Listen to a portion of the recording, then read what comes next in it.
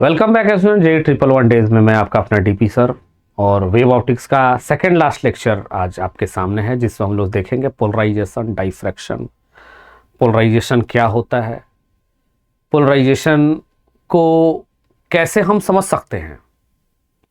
जैसे कोई सन से जो रे लाइट आ रही है, that is the electromagnetic wave. उसमें नो डाउट इलेक्ट्रिक फील्ड भी है, आपका मैग्नेटिक फील्ड भी है, दोनों फील्ड है वहां पे। इन दोनों फील्ड में अगर हम बात करें प्रोपोगेशन की, तो इलेक्ट्रिक फील्ड और मैग्नेटिक फील्ड दोनों एक दूसरे के परपेंडिकुलर है। ये हमें पता है, सब लोग जानते भी हैं, नो डाउट पता है सबको। बट इसमें अगर मैं देखूं कि जो रे लाइट आ रही है, ये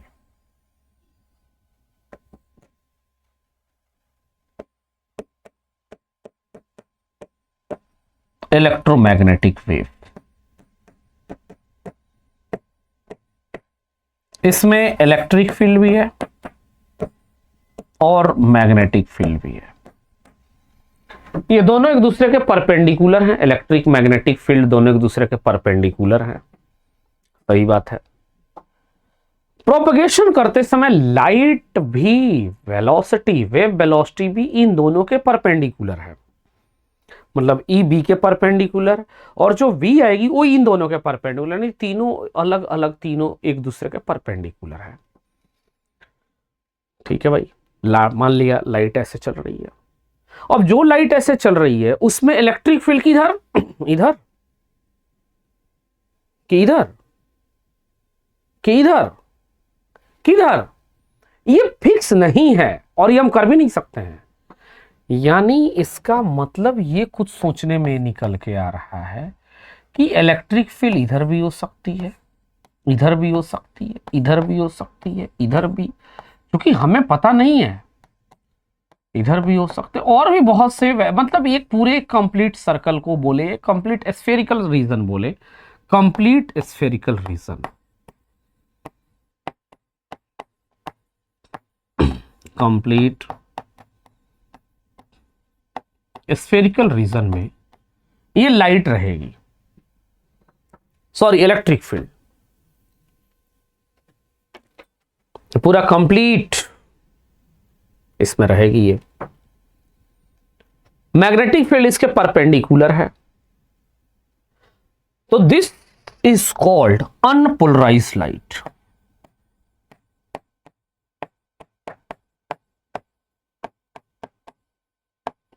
अनपोलराइज्ड लाइट मतलब ये लाइट अनपोलराइज्ड है, जो हमें मिल रही है, जो सन से रे लाइट हमें आ रही है, डायरेक्टली आ रही है, दैट इज अनपोलराइज्ड लाइट। क्यों? क्योंकि इसमें इलेक्ट्रिक फील्ड की अगर बात करें, सिर्फ एक कंपोनेंट, ऐसे तो दो कंपोनेंट इलेक्ट्रिक फील्ड और मैग्नेटिक फील्ड, मतलब मैं एक कंपोनेंट की बात करूं तो एक पूरा कंप्लीट स्फेरिकल रीजन बनेगा इसमें। तो ये कंप्लीट स्फेरिकल रीजन में this is called unpolarised light, जो सन से हमें डायरेक्टली मिल रही है।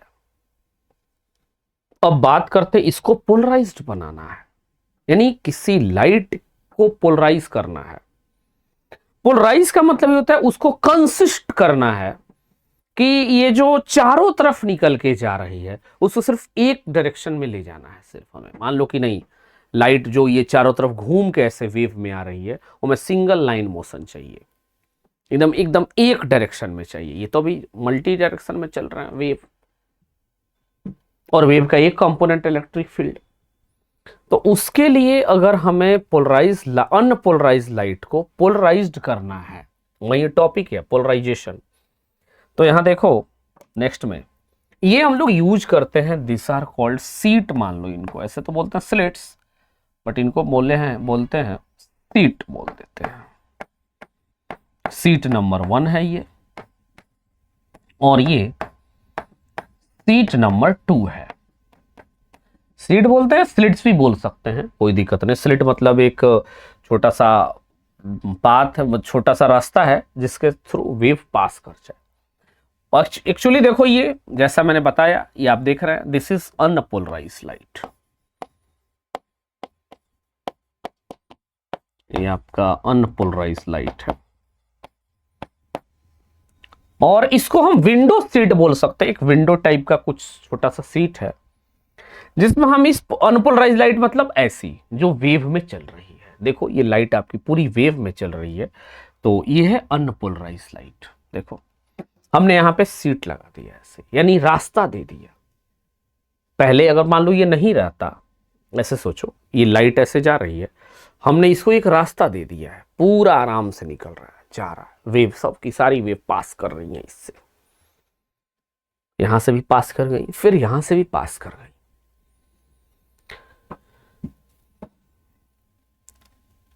तो जो वेव पास कर गई, तो मैंने बोला कि यहां कौन सी लाइट मिली, यहां भी हमें अनपोलराइज लाइट, यानी पोलराइज नहीं हुई, यानी ये विंडो लाइट को पोलराइज नहीं कर रहा है और नहीं तो लाइट को एज इट इज पास कर रहा है। तो यहां पे जो लाइट है अनपोलराइज लाइट, ये भी आपकी अनपोलराइज लाइट मिलेगी।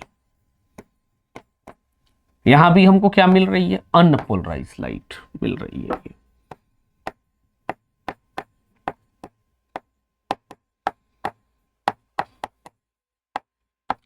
जो ये अनपोलराइज लाइट मिल रही है, तो ओवरऑल अगर हम देखें कि इसकी एम्पलीट्यूड जितनी यहां थी ए, उतनी ही एम्पलीट्यूड यहां भी है और उतनी ही एम्पलीट्यूड यहां है, और आफ्टर पोलराइज विंडो से पास होने के बाद भी एम्पलीट्यूड यहां है, तो हम लिखेंगे एम्पलीट्यूड इज नॉट चेंजिंग या अनअफेक्टेड, इज अनअफेक्टेड। मतलब जो एम्पलीट्यूड है पहले, वो बाद में भी एज इट इज रह गई, उसमें कोई चेंज हुआ ही नहीं। यानी जो अनपोलराइज लाइट थी वो अपनी एम्पलीट्यूड ए रखी थी, दो विंडो सीट से पास होने के बाद भी उसकी एम्पलीट्यूड में कोई चेंज नहीं आई, एज इट इज है। यहां भी ये ए ही है, this is called A, no change. तो एम्पलीट्यूड अनअफेक्टेड, यानी इस स्लिट को लगाने का कोई फायदा नहीं मिला मैं, नो, सच में कोई फायदा नहीं मिला।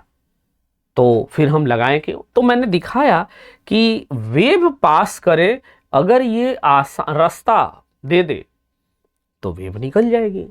अरे ये वेव रुकेगी कब?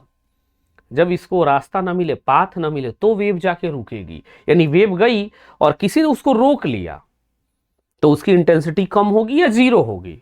तो हम मानेंगे कि ये लाइट की इंटेंसिटी में, चूंकि एम्पलीट्यूड बदला है तो इंटेंसिटी भी बदलेगी, तो हम मानेंगे कि लाइट की इंटेंसिटी में कोई परिवर्तन हुआ है, कोई चेंज हुआ। किसके चलते चेंज हुआ, that is the important one. तो ये आराम से निकल गई। सेकंड फिगर देखते हैं। अब देखो इसमें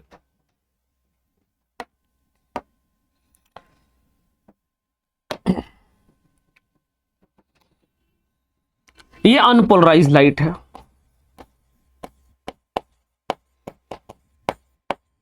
अनपोलराइज लाइट। यहां से ये विंडो सीट है, this is the seat number 1,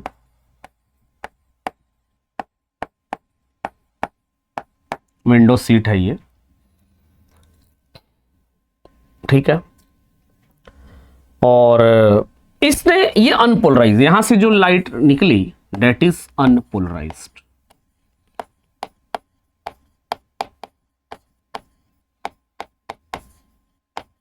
unpolarised light जो यहां से निकली वो अनपोलराइज्ड लाइट है। यानी इस विंडो ने इसको, या इस विंडो सीट ने इस लाइट पे कुछ भी नहीं किया, एज इट इज पास किया। मैंने विंडो ऐसे था, सीधे पास करा दिया। अब विंडो को हमने ऐसे कर दिया, तो ये अपने प्लेन के परपेंडिकुलर वाले सारे जो भी इलेक्ट्रिक फील्ड है उसको एब्जॉर्ब कर जाएगा, यूं कहे कि खत्म कर देगा, यानी रोक देगा, रिस्ट्रिक्ट कर देगा। किधर? जैसे ये जिस प्लेन में है ना, अपने प्लेन एलोंग को तो पास करा देगा, लेकिन अपने प्लेन के परपेंडिकुलर, जैसे ये है, इसका प्लेन ये देख रहे हैं हम लोग, इसका प्लेन ऐसा है कुछ, और ये इस प्लेन के परपेंडिकुलर, इसको रिस्ट्रिक्ट कर देगा। तो अब यहां से एम्पलीट्यूड कितनी निकल के आ गई, एम्पलीट्यूड इज 0।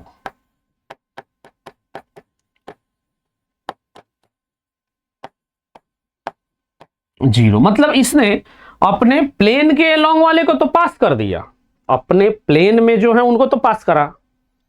अरे इसके प्लेन में होंगे तो पास ही करेंगे ना, लेकिन इसके प्लेन के जो परपेंडिकुलर वाले वो सारे को एब्जॉर्ब कर लिया, रिस्ट्रिक्ट कर दिया, खत्म कर दिया।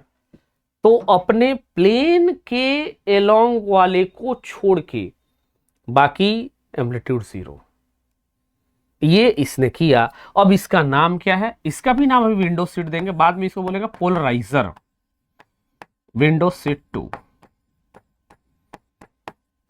ये विंडो सीट 2 है आपका, इसका नाम आएगा बाद में पोलराइजर। आगे देखते हैं नेक्स्ट।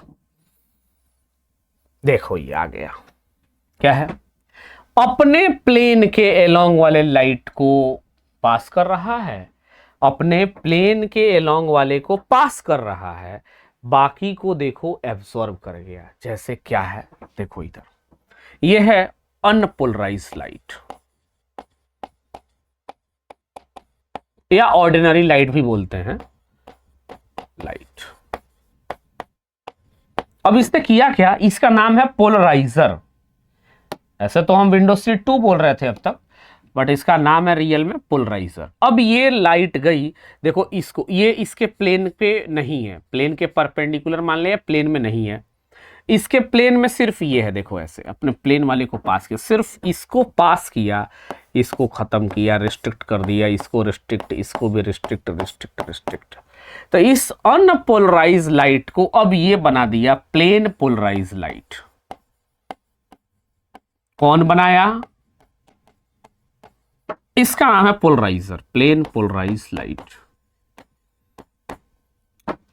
मतलब इस लाइट को इसने जाने दिया अपने प्लेन माने, जो इसके प्लेन में उसको तो पास करा दिया, जो इसके प्लेन में मतलब जो इसकी नहीं सुन रहा है उसको रिस्ट्रिक्ट कर दिया, जो सुन रहा है जाओ भाई जाओ जाओ जाओ, जो नहीं सुन रहा है रुक, यहीं पे रुक, स्टॉप। तो अब ऑब्वियस देखो ये इसके प्लेन में तो है नहीं भाई, सिंपल से दिख रहा है, इसके प्लेन में तो सिर्फ ये वाली लाइट है, पास कराया।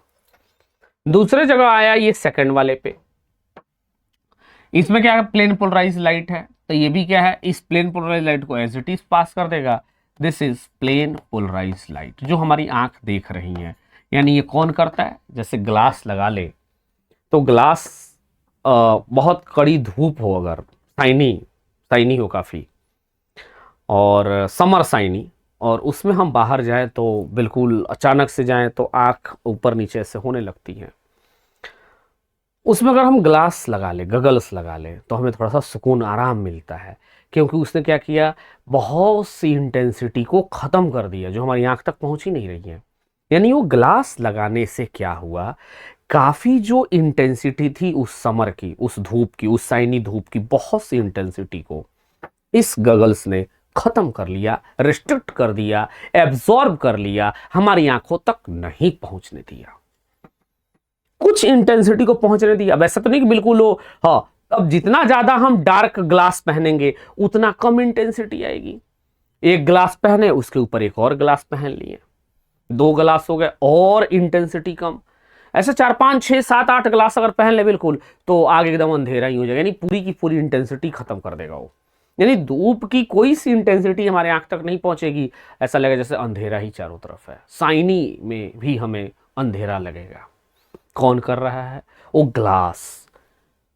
उस ग्लास को बोलते हैं पोलराइजर, जो कि सन से निकलने वाली पूरी इलेक्ट्रोमैग्नेटिक वेव के मैक्सिमम पार्ट जो उसके प्लेन में नहीं है उसको एब्जॉर्ब कर ले रहे हैं, सोख ले रहे हैं, खा जा रहे हैं, रिस्ट्रिक्ट कर दे रहे हैं, जो भी समझो। तो अब ये देखो, ये है प्लेन पोलराइज लाइट। यानी जो बहुत सी इंटेंसिटी थी, नो डाउट यहां काफी इंटेंसिटी थी, उसमें से बहुत इंटेंसिटी को इसने एब्जॉर्ब कर लिया या रिस्ट्रिक्ट कर दिया। हमारी आंखों तक सिर्फ ये वाली ही पहुंच रही हैं, पूरा का पूरा वो नहीं पहुंच रहा। जैसे इलेक्ट्रोमैग्नेटिक वेव में ई इधर भी था, ये इधर, ई इधर भी हो सकता है, ई इधर भी हो सकता है, कहीं भी हो सकता है, हमको सिर्फ ये वाली ई मिल रही है। यानी इंटेंसिटी में हमें सिर्फ ये दिखेगी, बाकी ये कुछ भी नहीं दिख रही है। यानी मेरे देखने के लिए जो इंटेंसिटी होगी उस धूप की, उस साइनी की, उस साइनी सन की, वो उस समय काफ़ी कम हो जाएगी देखने के लिए। तो ये प्लेन पोलराइज लाइट है, वैसे ही आप देख सकते हैं। अच्छा, और फिर क्या करें? हमने यहां पे ऐसे लगाया, देखो इधर, ये है unpolarise light.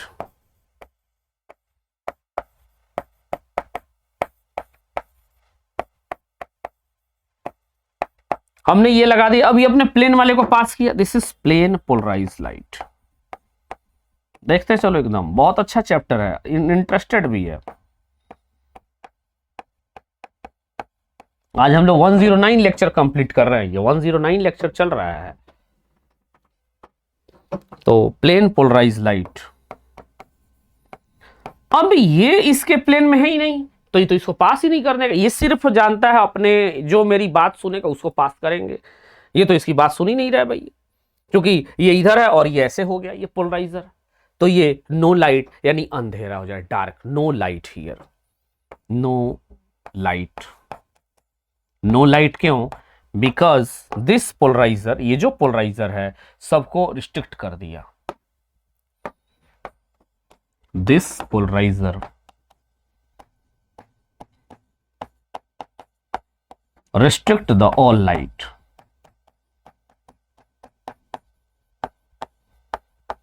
the all light, because they are not in its plane.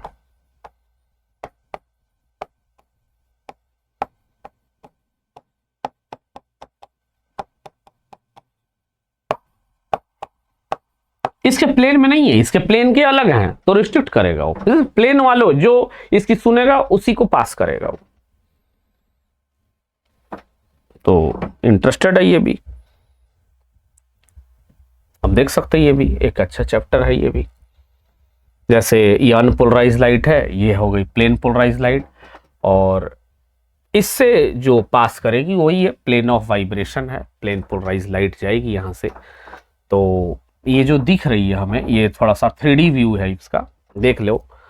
Actual में ये अनपोलराइज लाइट है, अनपोलराइज लाइट। अच्छा, ये अनपोलराइज लाइट कैसे लिख रही है? तो पोलराइज लाइट है, कहीं से हो क्या रही होगी इसका कुछ। दिस इज, मान लो ये, अच्छा ये मान लो अगर यही अनपोलराइज लाइट है तो प्लेन ऑफ पोलराइजेशन कैसा होगा? तो ऑब्वियस सी बात है, ये जिस प्लेन में है अपने प्लेन वाले को पास करेगा, बाकी सबको क्या करेगा? रिस्ट्रिक्ट कर देगा। तो ये जो है PQRS, इसको बोलते हैं प्लेन ऑफ पोलराइजेशन। ये है आपका, this is plane of polarisation.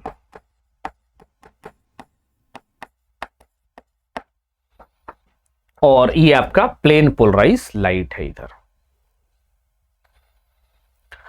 बाकी कभी कभी डायग्राम में हम देखें, प्लेन पोलराइज लाइट को हम लोग दो तरह से दिखा सकते हैं। We can draw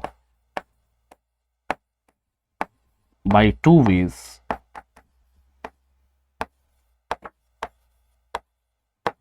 of plane polarise light या पोलराइज लाइट सिर्फ।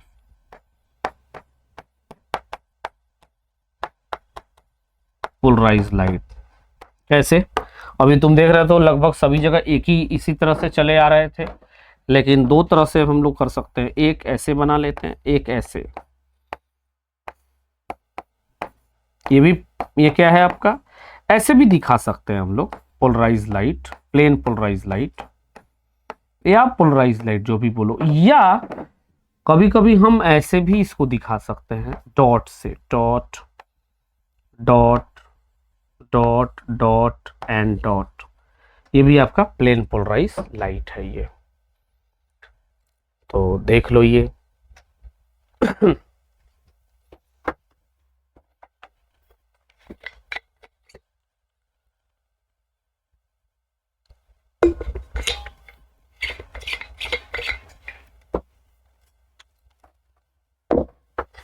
नेक्स्ट आगे चलते हैं।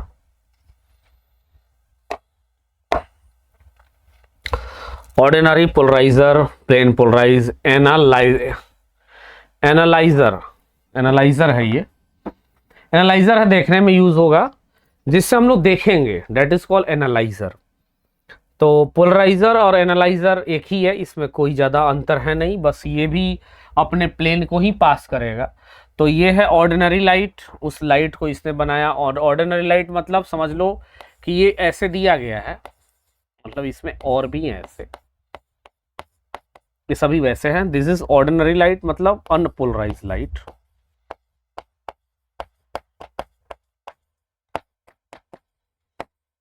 और ये जब पोलराइजर चलेगा that is the plane polarise light. ये एनालाइजर है, एनालाइजर एज इट इज ये भी पास करेगा, यानी अपने प्लेन वाले को जाने देगा, और अगर इसके प्लेन में नहीं है उसको रिस्ट्रिक्ट करेगा, रोक देगा, एब्जॉर्ब कर लेगा या रोक देगा, यानी एम्पलीट्यूड उसकी 0 कर देगा।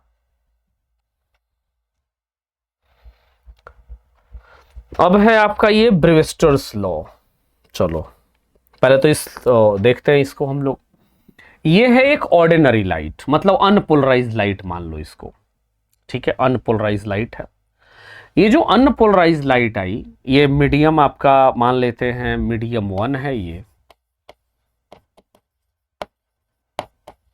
ये आपका मीडियम 2 है।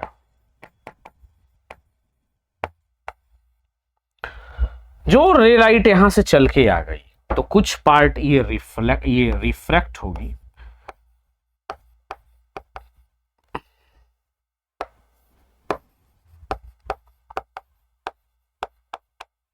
रिफ्रैक्टेड लाइट,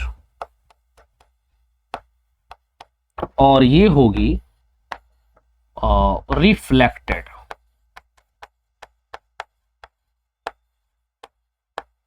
रे। ये मीडियम 1 था, मीडियम 2 है। मान लो ऊपर वाला कोई एयर है, एयर लिखा भी है, this is the air medium, और ये आपका ग्लास है, नीचे लिखा भी है ग्लास मान लो या वाटर मान लो, कोई भी मान लो। तो जो ब्रेविस्टर्स लॉ क्या कहता है कि जो भी रे लाइट आई यहां से, ऑर्डिनरी लाइट या यूं बोले अनपोलराइज लाइट जो आ रही है, वो आई और इस इंटरफेस सरफेस पे एक रे लाइट रिफ्लेक्ट कर गई और एक रिफ्रैक्ट कर गई। जो रिफ्रैक्ट करी वो भी अनपोलराइज्ड ही है। दिस इज ऑर्डिनरी लाइट या अनपोलराइज्ड लाइट। ये ऑर्डिनरी लाइट है, मतलब इसके बिहेवियर में कोई चेंज नहीं हुआ।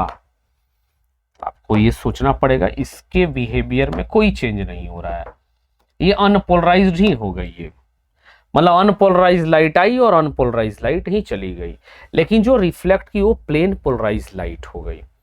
उन्हें ऐसा क्या हुआ कि रिफ्लेक्शन के बाद, यानी इस ग्लास इंटरफेस ने कुछ तो ऐसा किया होगा कि इधर जो इस एयर से जो ग्लास में रे लाइट जा रहे हैं उसके एम्पलीट्यूड को एज इट इज पास कर दिया, कोई रिस्ट्रिक्शन नहीं डाला।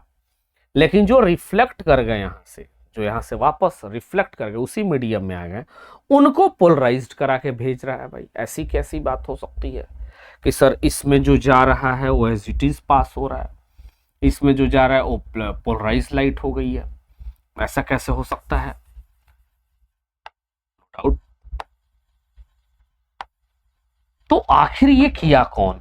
तो जो एयर और ग्लास के जो इंटरफेस हैं, आप ध्यान से देखें, जब रे लाइट एयर टू ग्लास में एंटर की तो उस समय ये थी ऑर्डिनरी लाइट यानी अनपोलराइज लाइट। यहां भी है ये unpolarise light.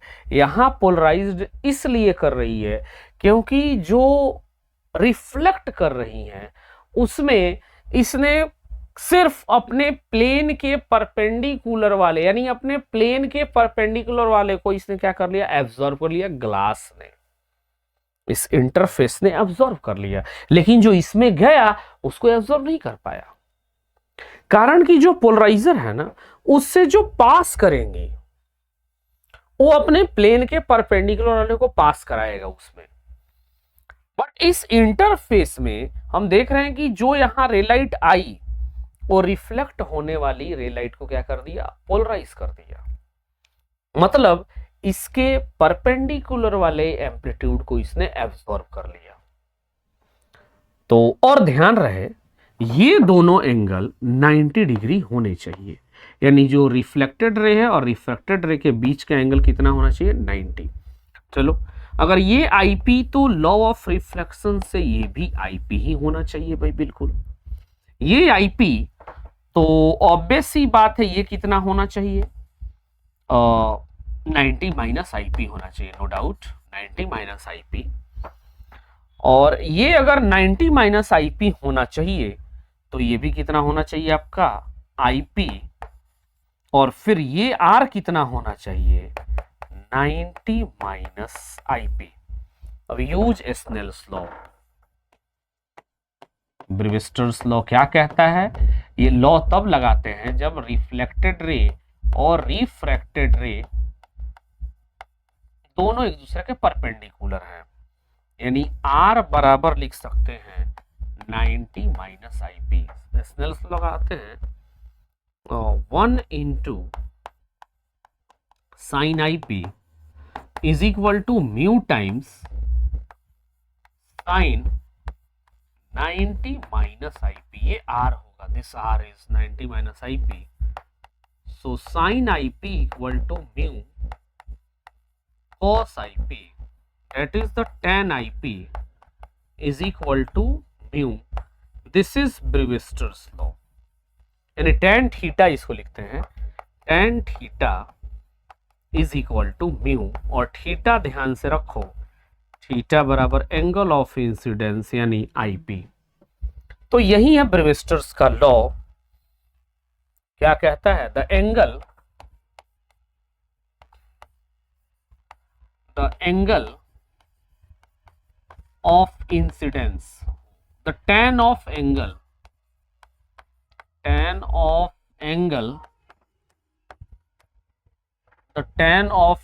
of IP is equal to refractive index of medium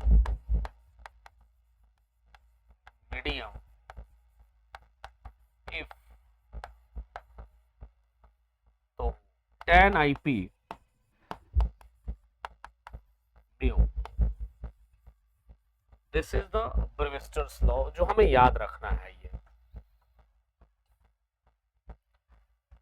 यह मालूस लॉ, इसका आप एक्सपेरिमेंट देखिए यहाँ पे, यह है अनपोलराइज्ड लाइट, इसकी इंटेंसिटी होगी कुछ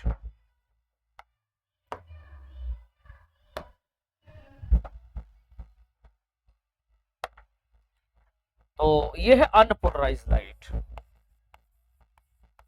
this is the unpolarised light, और ये ट्रांसमिशन एक्सिस है, मतलब ये पोलराइजर है, पोलराइड, इसको पोलराइड बोलते हैं या पोलराइजर बोलते हैं। तो अपने एक्सिस वाले को इसने पास करा दिया अलोंग द एक्सिस, बाकी को इसने क्या कर दिया? एब्सॉर्ब कर लिया। So this is the polarised light. तो ये आपका पोलराइजर है, तो पोलराइजर, ये ट्रांसमिशन एक्सिस है, ध्यान से जिस एक्सिस पे वो रखा गया है, ये है आपका transmitted light direction, transmitted light, ऐसा मान रहा हूं कि वेव इधर ही जा रही है, ट्रांसमिटेड, या ऐसा छोड़ो इसको, यह है ट्रांसमिशन एक्सिस, यानी जिस एक्सिस के अलोंग लाइट को पास कराया जा रहा है, या ये पोलराइजर जिस एम्पलीट्यूड को पास होने दे रही है, वो उसका transmission axis. So this is the transmission axis. Amplitude यानी इसका आप ले सकते हैं इंटेंसिटी, जो इसका है, दिस इज एम्पलीट्यूड। तो हमें पता है I इक्वल टू क्या होता है? A का स्क्वायर, यानी I इक्वल टू में क्या लिख सकते हैं? E square. ठीक है, ट्रांसमिशन एक्सिस अभी वही है, ट्रांसमिशन एक्सिस मैंने चेंज नहीं होने दिया, ट्रांसमिशन एक्सिस वही है, और पोलराइजर को मैंने ऐसे बना दिया, ये है आपकी पोलराइज्ड। देखो देखो देखो, अब क्या होगा? पहले ये कैसे, लाइट तो ऐसे जा रही थी, मान लो ट्रांसमिटेड लाइट तो ऐसे है, दिया भी है ट्रांसमिटेड लाइन, ये डायरेक्शन दिया यहां से, ये ट्रांसमिटेड लाइन है, ये एंगल थीटा दिया गया, दिस एंगल इज थीटा। नहीं दिख रहा होगा तो एक बार मैं बता रहा हूं यहाँ पे,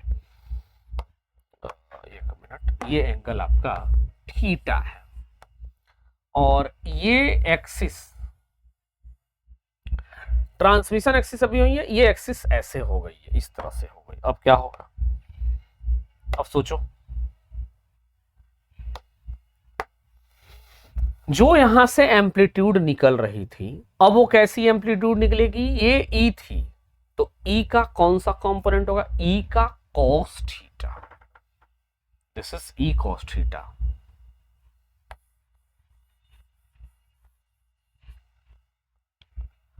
हमें यहां पे क्या दिख रहा है? cos थीटा, यानी अब जो एम्पलीट्यूड इंटेंसिटी थी, मान लो आई डैश बाहर जो निकली इससे, वो कितनी होगी, E square cos square theta, या ई नॉट है तो ई नॉट ले ले, ई है तो ई है, यानी आई डैश जो होगा वो होगा E square cos square theta, जो निकलेगी यहां से। देखिए इसको अच्छे से, तो जो इंटेंसिटी यहां थी, हमने पोलराइजर को अगर थीटा एंगल किया ट्रांसमिशन एक्सिस से, तो एम्पलीट्यूड भी क्या हुआ, थीटा एंगल चेंज हो जाएगा। एम्पलीट्यूड जो ई निकल के आ रहा था वो यहां ई कॉस थीटा होगा, चूंकि स्क्वायर है, इंटेंसिटी हमेशा एम्पलीट्यूड के स्क्वायर होगी, so that is the E cos theta square, मतलब ई कॉस थीटा का होल स्क्वायर। ये इंटेंसिटी हमें मिलेगी। This is called the Malus law, इसको हम लोग कहते हैं Malus law. I theta equal to I cos square theta, यानी किसी भी थीटा एंगल पे एज आई एम्पलीट्यूड के प्रोपोर्शनल, सो आई थीटा किसी भी थीटा पे जो होगा इससे वो ई कॉस थीटा का होल स्क्वायर रहेगा, डायरेक्टली प्रोपोर्शनल रहेगा। यानी ट्रांसमिशन एक्सिस से अगर हम पोलराइजर को किसी एंगल पे शिफ्ट करते हैं तो जो इंटेंसिटी निकलेगी वो आई बराबर या I directly proportional to I theta is directly proportional to E cos theta का स्क्वायर। कितना थीटा है वो थीटा यहाँ होगा, अगर मान लें यहाँ 30 डिग्री तो यहाँ भी 30 डिग्री, यहाँ 60 डिग्री तो यहाँ 60 डिग्री। कहाँ से ये डिग्री लिया गया है, तो ट्रांसमिशन एक्सिस से पोलराइजर का एक्सिस, तो पोलराइजर का एक्सिस ये है, ट्रांसमिशन एक्सिस ये है आपका जो दिया गया है। बाकी यहाँ पे आपका दिया गया है 90 डिग्री पे जीरो होगा, कैसे जीरो होगा देख सकते हो यहाँ पे, मालूस लॉ है ये। मालूस लॉ से हम लोग आई और थीटा निकालते हैं, तो सबसे ज्यादा थीटा कब होगा, खुद से सोचो, आई बराबर ई कॉस थीटा का स्क्वायर। अगर थीटा बिल्कुल क्या होगा, 0 डिग्री होगा, तो इंटेंसिटी की वैल्यू सबसे ज्यादा होगी। आप देख रहे हैं 0 डिग्री पे सबसे ज्यादा, फिर 180 पे भी वहीं आएगा एंड 360। सो ये डायग्राम जेईई मेन में कई बार पूछा जा चुका है, आप देख सकते हैं। ये एक अच्छा डायग्राम है जो हमें याद भी रहना चाहिए। तो diffraction by a circular aperture, और वो होता है कितना, 1.22 लैम्डा बाई ए। तो ये हमें याद रखना है फॉर्मूला, 1/2 लैम्डा बाई ए।